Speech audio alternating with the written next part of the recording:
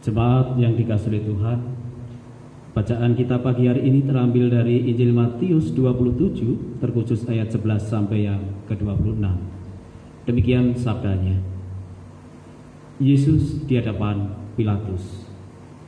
Lalu Yesus dihadapkan kepada wali negeri, dan wali negeri bertanya kepadanya, "Engkaukah raja orang Yahudi?"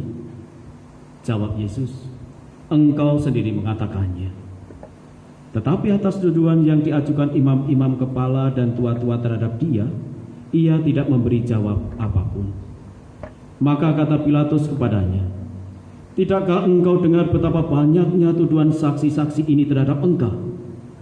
Tetapi ia tidak menjawab satu kata apapun, sehingga wali negeri itu sangat heran. Telah menjadi kebiasaan bagi wali negeri untuk membebaskan satu orang hukuman pada tiap-tiap hari raya itu atas pilihan orang banyak. Dan pada waktu itu ada dalam penjara seorang yang terkenal kejamnya, yang bernama Yesus Barabas. Karena mereka sudah berkumpul di sana, Pilatus berkata kepada mereka, "Siapakah yang kamu kehendaki kubebaskan bagimu? Yesus Barabas atau Yesus yang disebut Kristus?" Ia memang mengetahui bahwa mereka telah menyerahkan Yesus karena dengki. Ketika Pilatus sedang duduk di kursi pengadilan, istrinya mengirim pesan kepadanya, "Jangan engkau mencampuri perkara orang benar itu, sebab karena dia aku sangat menderita dalam mimpi tadi malam." Tetapi oleh hasutan imam-imam kepala dan tua-tua, orang banyak bertekad untuk meminta supaya Barabas dibebaskan dan Yesus dihukum mati. Wali negeri menjawab dan berkata kepada mereka, "Siapa di antara kedua orang itu yang kamu kehendaki kubebaskan bagimu?" Kata mereka, "Barabas." Kata Pilatus kepada mereka, "Jika begitu, apakah yang harus kuperbuat dengan Yesus yang disebut Kristus?" Mereka semua berseru, "Ia harus disalibkan." Katanya, "Tetapi kejahatan apakah yang telah dilakukannya?" Namun mereka makin keras berteriak, "Ia harus disalibkan." Ketika Pilatus melihat bahwa segala usaha akan sia-sia, malah sudah mulai timbul kekacauan, ia mengambil air dan membasuh tangannya di hadapan orang banyak dan berkata, "Aku tidak bersalah terhadap darah orang ini, itu urusan kamu sendiri." Dan seluruh rakyat itu menjawab, "Biarlah darahnya ditanggungkan atas kami dan atas anak-anak kami." Lalu ia membebaskan Barabas bagi mereka, tetapi Yesus disesahkan lalu diserahkannya untuk disalibkan. Demikian sabda Tuhan sebagai perenungan kita pagi hari ini. Hosiana. Amin. Jemaat yang dikasihi Tuhan, untuk memahami perikop ini, judul perenungan khotbah pagi hari ini kami beri judul Memiliki Persepsi Yesus. Bapak Ibu Saudara yang terkasih, ada satu cerita ketika di satu minggu sudah memasuki hari raya Prapaskah yang ke-6. Ketika ada salah seorang jemaat yang kemudian hadir di sebuah gedung gereja, ketika mau masuk pintu gereja, ada seorang majelis yang memberikan sehelai daun palem. Kemudian dia terheran-heran dan bingung. Tidak biasanya seperti ini. Akan tetapi kemudian mereka bertanya kepada temannya, "Untuk apa ini?"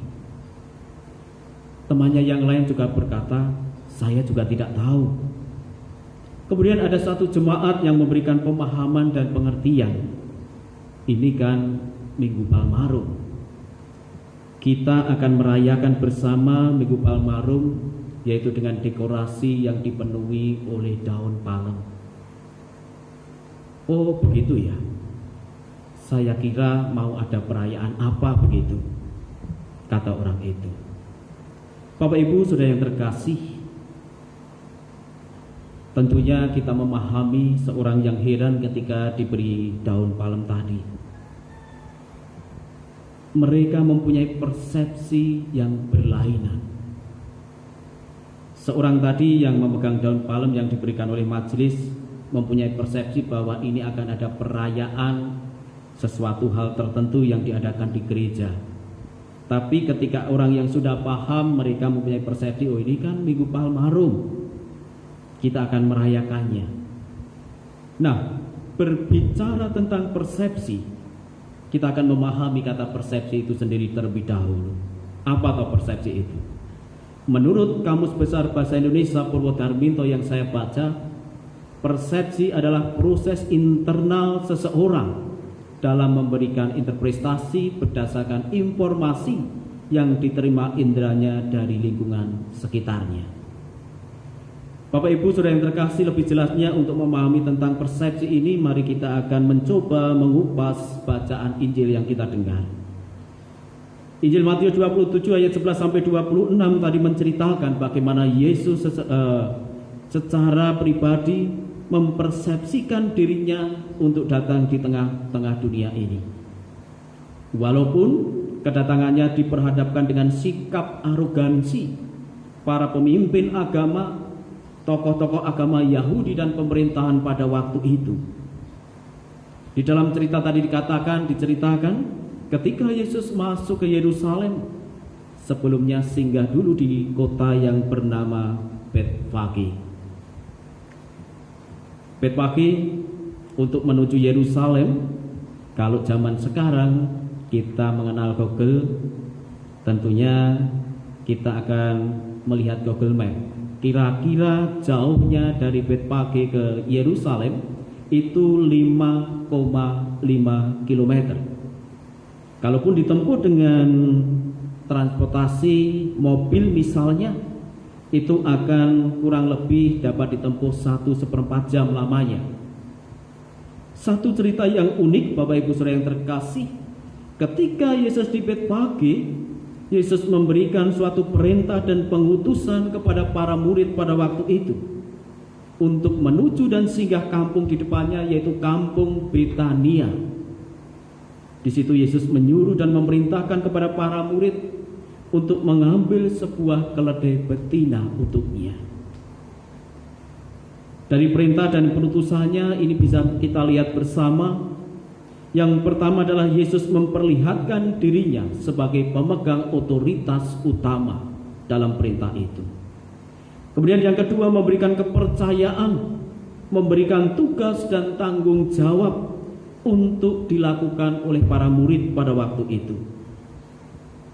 Tentunya sebagai pesuruh atau utusan dari Tuhan Yesus, murid harus mau menundukkan egonya, sehingga nantinya tidak akan ada perbantahan baik dengan Tuhan Yesus ataupun dengan teman-temannya sendiri, yaitu dalam menjalankan tugas sebagai utusan Allah. Tentunya bukan tidak ada resikonya nanti. Sebagai utusan Allah, di satu sisi harus mengemban apa yang menjadi amanat agung Tuhan Yesus, tapi kita harus juga siap untuk menghadapi resiko tersebut. Tuhan memberikan bekal. Ketika engkau sampai di situ, jikalau ada orang bertanya, untuk apakah engkau melepaskan keledai itu? Tuhan Yesus memberikan satu jawaban. Jawablah kepada mereka, Tuhan memerlukannya. Bapak Ibu Saudara yang terkasih di dalam Tuhan, keledai diidentikan dengan satu binatang yang sangat-sangat bodoh. Berbeda dengan kuda yang tentunya gagah, larinya cepat, dan bisa digunakan untuk peperangan. Akan tetapi keledai merupakan binatang yang sangat dihargai di satu perbukitan atau di pegunungan. Sebab apa Bapak Ibu Saudara yang terkasih? Yang pertama, karena keledai itu sangat ada kehati-hatian, sehingga seringkali dipakai oleh orang-orang ternama karena kehati-hatiannya. Kemudian yang kedua, keledai merupakan binatang yang tidak suka bertengkar. Keledai merupakan binatang yang tidak suka bertengkar. Dan yang ketiga, keledai adalah binatang yang tidak mudah untuk dikejutkan. Dan di sini keledai dilukiskan sebagai ciri khas Raja Damai.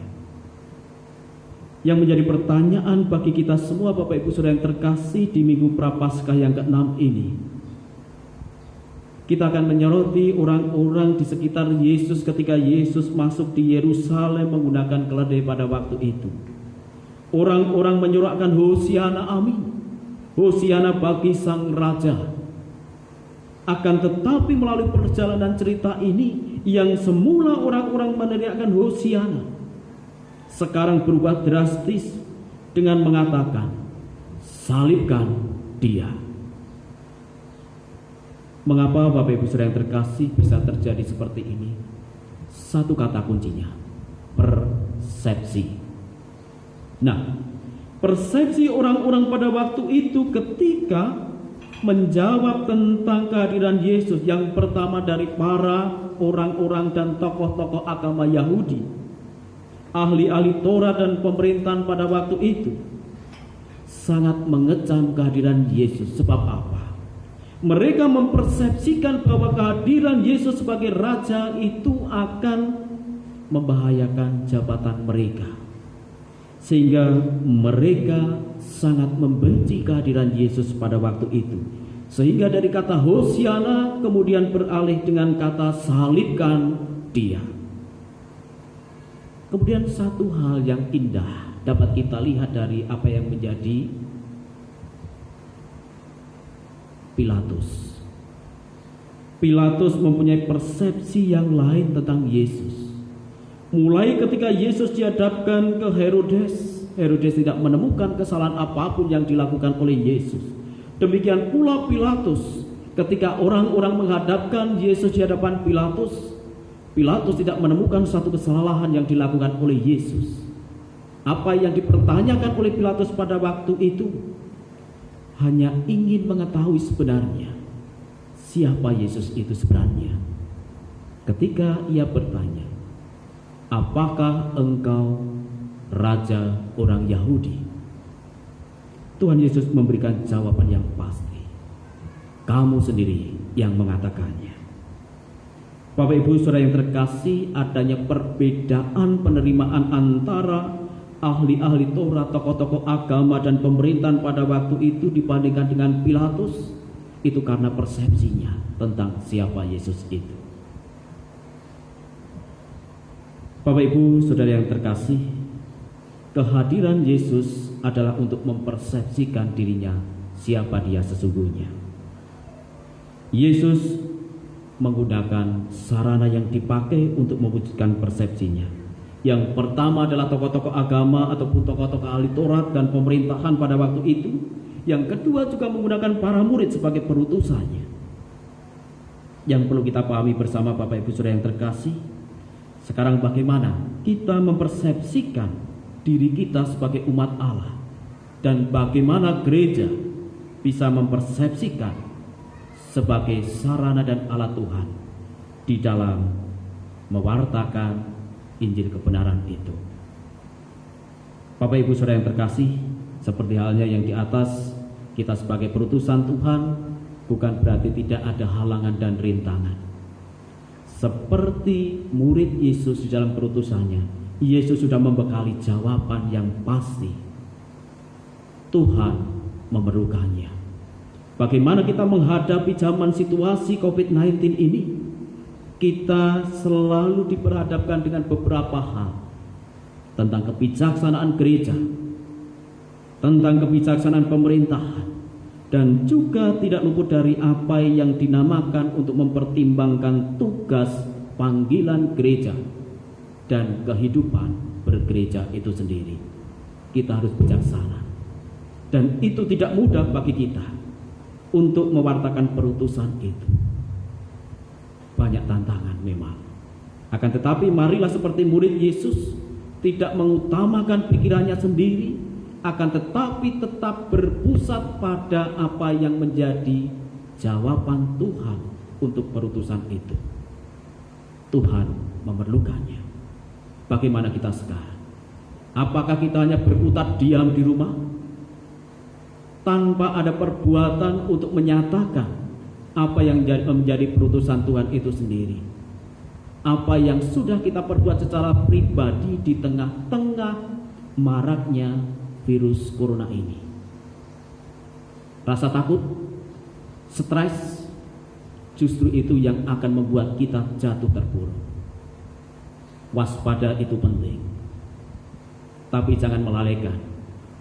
Kita mempunyai Tuhan yang mengutus kita di tengah-tengah dunia ini.